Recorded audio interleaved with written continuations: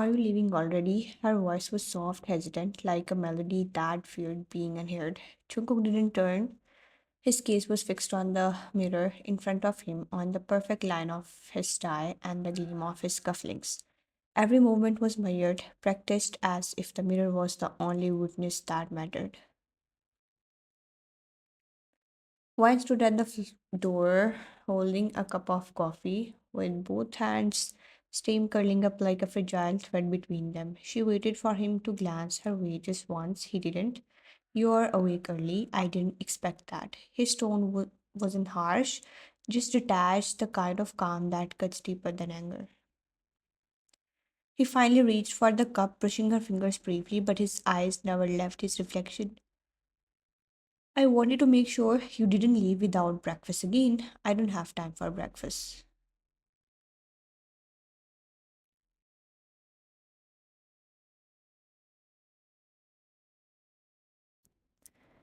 He took a sip, exhaled slowly, then set the cup aside, not because it wasn't good, but because he had other things to do, other people to see. Her eyes followed him, full of quiet admiration and hurt.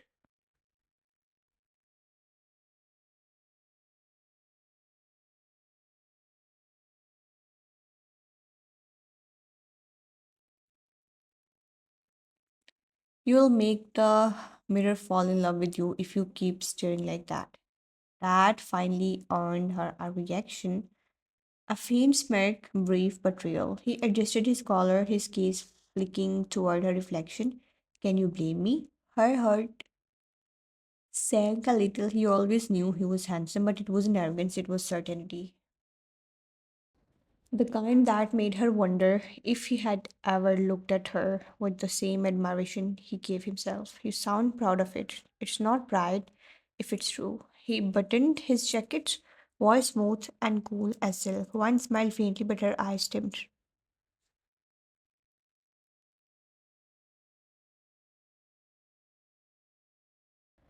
She wanted to laugh with him, to reach him, but it always felt like talking to a glass wall, transparent yet untouchable. She walked closer, standing behind him now. The reflections met her small frame beside his tall one, her warmth against his cold elegance. You look perfect. For a fleeting moment, Jungkook's hand paused. The compliment lingered in the air, too sincere, too gentle. He could feel her gaze on him, the kind of gaze that saw through every layer of him, and that frightened him more than he had ever admitted. He cleared his throat and looked away. Perfection is an illusion, Wine. Maybe, but you wear it well. He didn't reply. He reached for his watch instead, fastening it with the same cold precision as before.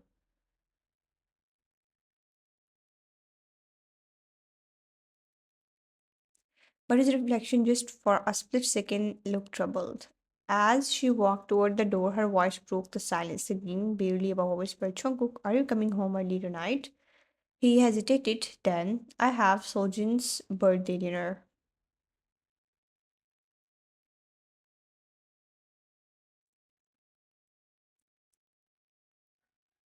The air shifted, the name hit her softly, but it still hurt. Sojin, his best friend, the one who could make him laugh easily, the one who got his attention without asking for it. Oh, I see, you should go then. Her tone was kind, too kind, the kind of kindness that disguised heartbreak. She smiled like it didn't matter, even though it did.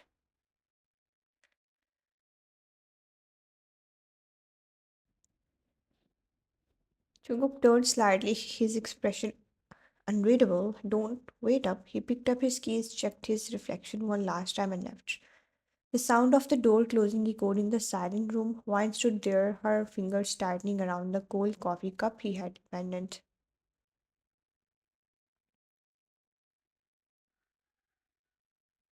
In the mirror, his reflection had vanished, but hers remained, small and fragile against the vast emptiness behind her. He never says it, but I know he loves being adored, and I keep loving him even when he forgets how to look at me.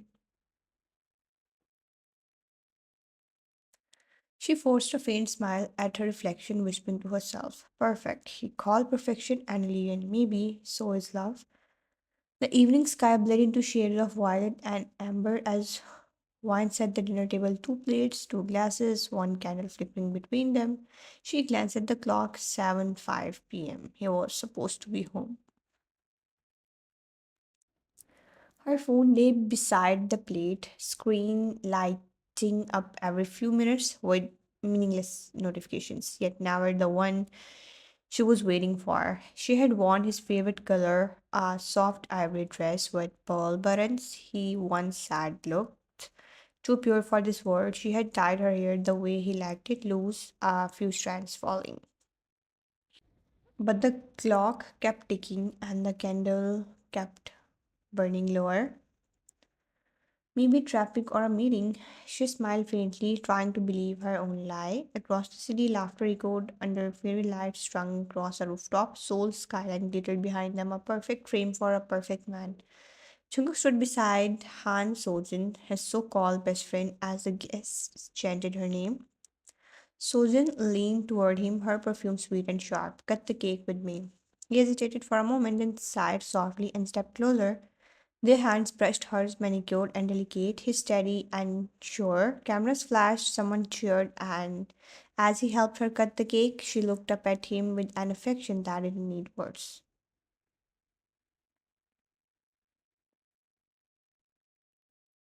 You never smile like that anymore, Jungkook. He blinked, caught off guard. The corners of his lips lifted slightly, not out of joy, but out of habit. Maybe I forgot how. She laughed, soft, teasing, intimate, and for a brief moment the cold husband looked alive again.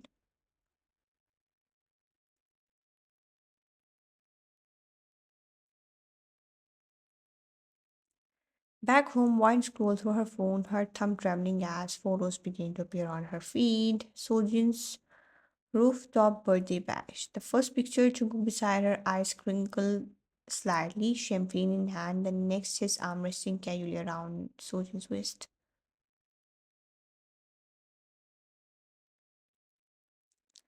And another, her laughing as he held her hand to guide the knife. The candle on Wine's table flickered, then died. Her chest tightened. It wasn't jealousy, it was absence. The aching realization that he smiled more in those photos than he had in weeks at home. He remembered her birthday, but not that we were supposed to have dinner.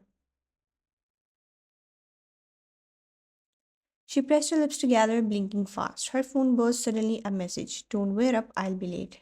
That was it. No, I'm sorry. No, I'll make it up to you. Just five cold words, distant, final.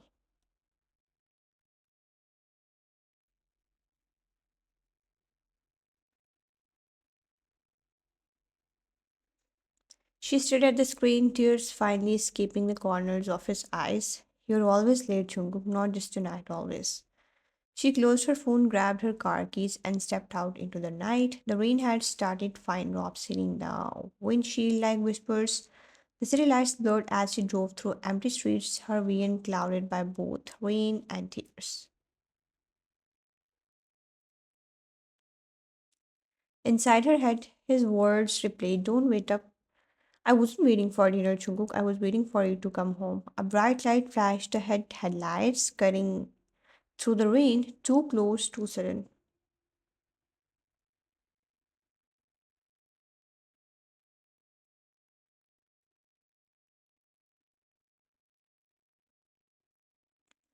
Her heart jumped. She tried to turn the wheel, but her hand slipped. The car swerved.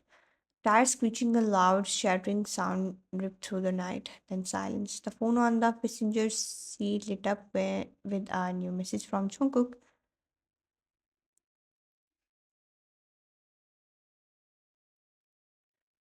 I'll call you once I'm done here. But by then, she couldn't answer. Meanwhile, at the rooftop, Jungkook's phone buzzed on the table beside his glass. He glanced at the screen, saw her name, and ignored it.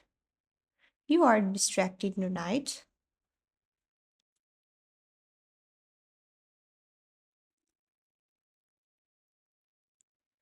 Just work. He turned his phone face down. Outside, thunder rolled somewhere far from the laughter his wife's word had just shattered, and he wouldn't know until the night turned cold and the guilt began to crawl beneath his perfect skin. The rain fell hard, angry, relentless, like the sky itself was grieving.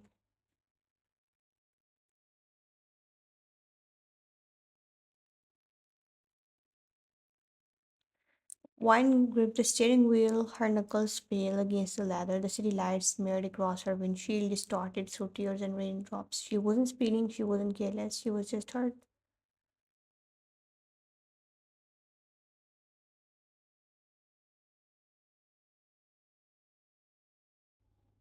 Her phone lay on the seat beside her, Jungkook's message still glowing faintly. Don't wait up, I'll be late.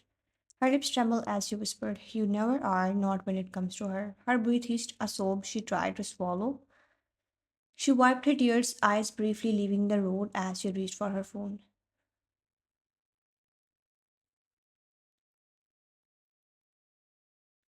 The rain thickened, vipers moving furiously. The sound of thunder cracked through the air in her thoughts. Maybe if I call him once more, maybe he will answer this time. She tapped his name on the screen. The phone rang once, twice, then cut off.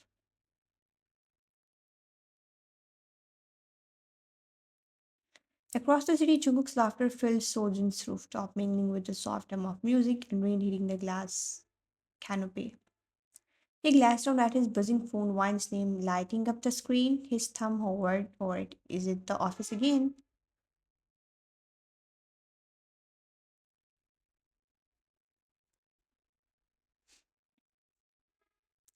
No, it's my wife. Her laughter softened. She worries too much. You should tell her you are with me. She will understand. He hesitated, staring at the screen for another second, then pressed decline. She will be fine.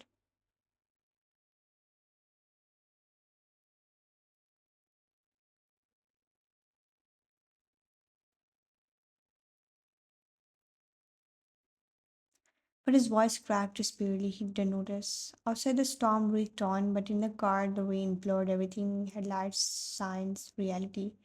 A pair of bright lights appeared ahead, sudden, blinding. She gasped, jerking the wheels, the tires skidding over like asphalt. No, a deafening crash. Glass shattering, metal blending, then silence. The phone fell to the floor, screen cracked, Wine's photo still glowing faintly before it went dark.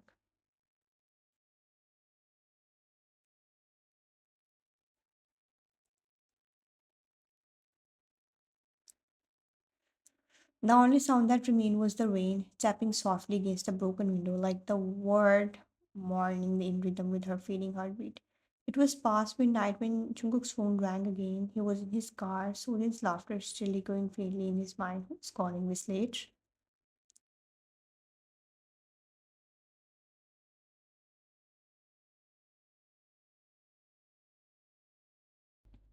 He glanced at the screen, an unknown number. He glanced lazily. Yes, the voice on the other end was urgent, trembling. Is this Mr. John Jungkook? Sir, your wife, Mrs. June Wine, she's been in a car accident. The word stopped.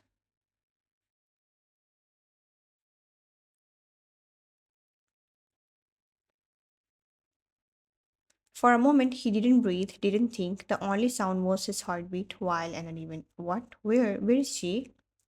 Seoul Central Hospital, please come quickly. The call ended, but the ringing in his ears didn't. His hand shook as he started the car. The rain outside blurred everything, but this time it wasn't beautiful.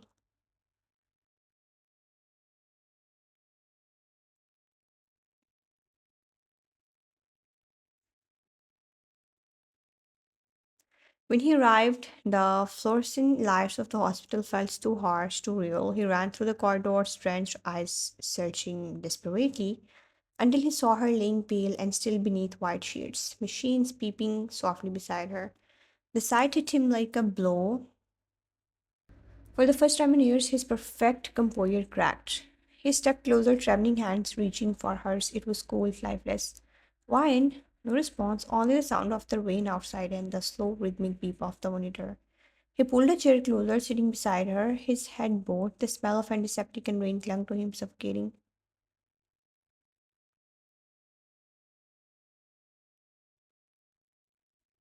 Why didn't you wait for me just once? His voice broke, words heavy with guilt. Tears, the same man who once swore he never cried, slipped silently down his face. He touched her cheek gently, thumb tracing over a bruise, his chest tightening.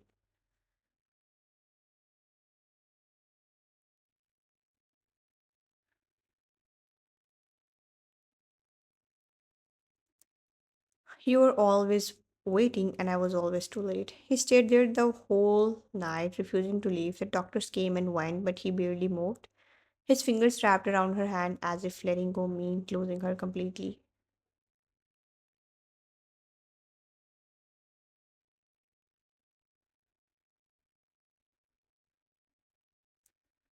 Sojin called, he didn't answer. For the first time, he didn't scare who saw him break.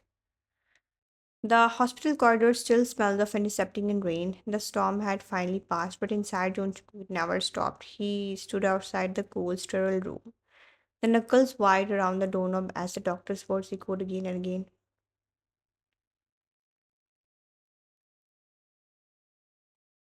We did everything we could. I'm sorry she didn't make it. For a moment, the world went silent. Even the thunder seemed to pause like heaven itself had stopped breathing. He didn't move when they asked if he wanted to see her. He just nodded once, his throat too tight for words. When he stepped into the room, everything was still. You lay there, peaceful, too peaceful. Your skin was pale, your lips slightly parted like you were just about to say his name. He took a shaky step closer. Wine, wake up. He gave a small broken laugh. You hate hospitals, remember? You said they make you dizzy. Come on, stop scaring me.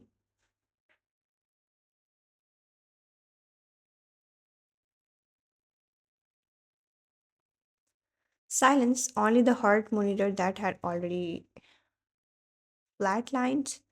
He sank into the chair beside your bed, pressing your cold hand against his cheek, his tears finally spilling. You waited every night for me, and I couldn't wait one night for you. His swallowed heart, his voice trembling. I should have been there. I should have. His words broke before he could finish. He pressed his forehead to your hand, his voice barely a whisper now. You were the only person who ever looked at me like I was human, and I ruined that. The nurse found him still sitting there long after the lights dimmed, still holding your hand as if afraid that letting go would mean losing you all over again.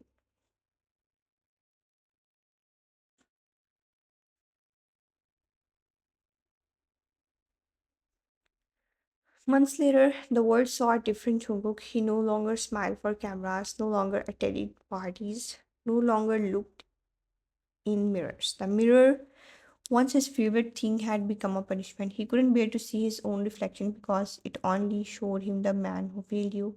He moved out of the mansion and lived alone by the sea in the house you once had felt too quiet. Every morning he made 2 cups of coffee. He had leave one across the table untouched, and every night he talked to your absence. Do you remember that morning you burned the toast? You laughed like it was the end of the world. I wish I hadn't been so proud.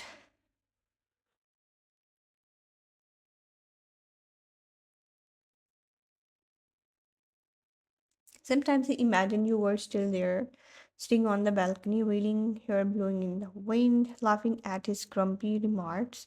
You look good when you smile, you know. Then maybe that's why I don't anymore. He glanced up at the night sky with the stars blurred behind his tears.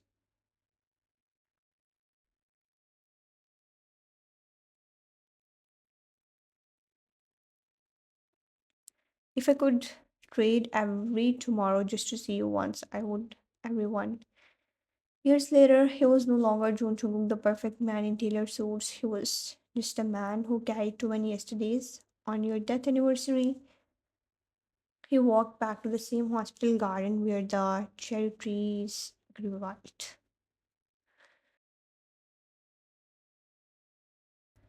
The rain started again as if the sky remembered too. He placed a single lily on the bench, the one where he had once waited during your surgery.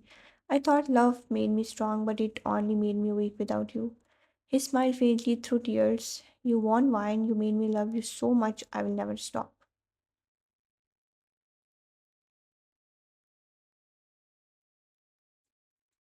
He looked up at the rain, and for the first time in years, he whispered the words he never said when you were alive. I always did. I just said it too late. The wind brushed against his skin, soft and warm, almost like your touch, and for a fleeting second he smiled, eyes closed, whispering into the rain, wait for me just once this time.